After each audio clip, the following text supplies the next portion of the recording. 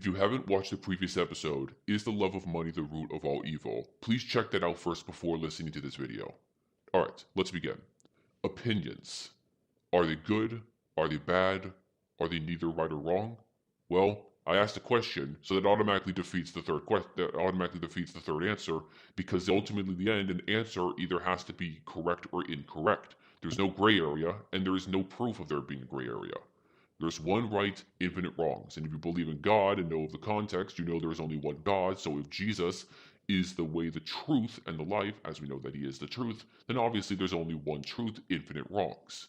So, in the matters about how it is with the Bible, well, actually, before I even get there, I should ask you a question. What is an opinion? Well, you see, that right there is the biggest problem. An opinion seems to be defined in so many different ways, but they contradict each other. And the fact that people are having opinions on the definition of opinion shows that we are under corruption. And if you looked at the previous episode, you would know that the first sin ever committed was an opinion. Now, that automatically means that I'm saying that yes, having an opinion is wrong. And since I know that people live their lives based on what they believe in, this proves my point further.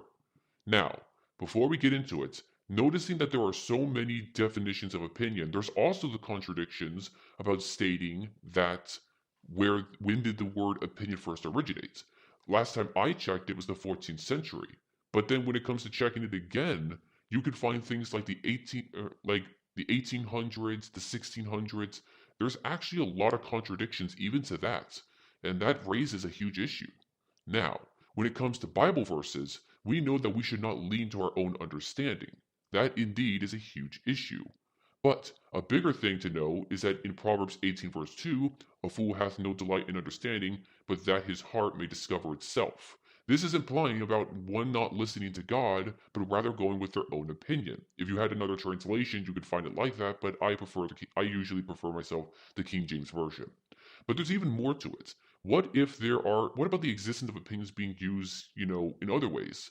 Well, if both sides have an opinion, then it's obviously pointless to speak about it. Romans 14 verse 1 says this, Him that is weak in the faith receive ye, but not to doubtful disputations.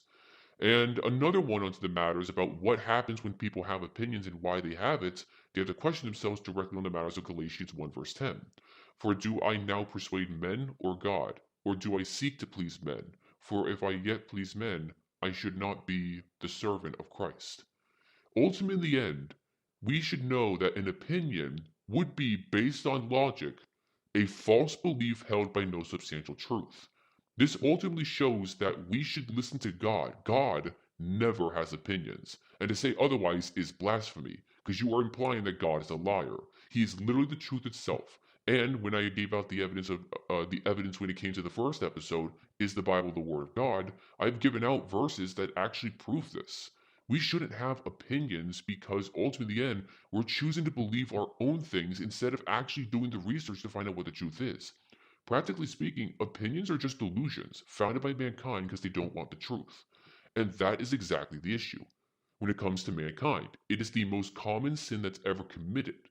After all, it would also be the root of all evil when it comes to a broad sense, because when it comes to all evil, it has to be based on the first sin committed, because it would be accounted for everything. And honestly, it relates to pretty much, well, everything, due to the fact that we have our thoughts and we have actions based on those thoughts. So when we have our own belief of trying to justify based on evidence, it ends up being not substantial at all. It's not important. Like, for instance, when Eve looked at the fruit and said it was good, like, you should look at the information from the third episode on that. So please check that out. Now this was kind of hard for me to work as an episode because there was so much that was going on. However, I will say for a certain fact that I hope that I explained this thoroughly. And if you want to argue with this or have a debate, by all means, I am ready in the comment section. Now, I may not know how quick I'll be able to discover this, but I will check on this account from time to time. Just not frequent, but I will get back to people to debate and making sure we have this fully established. So thank you all so much for listening, and I hope to see you all next time. Thank you.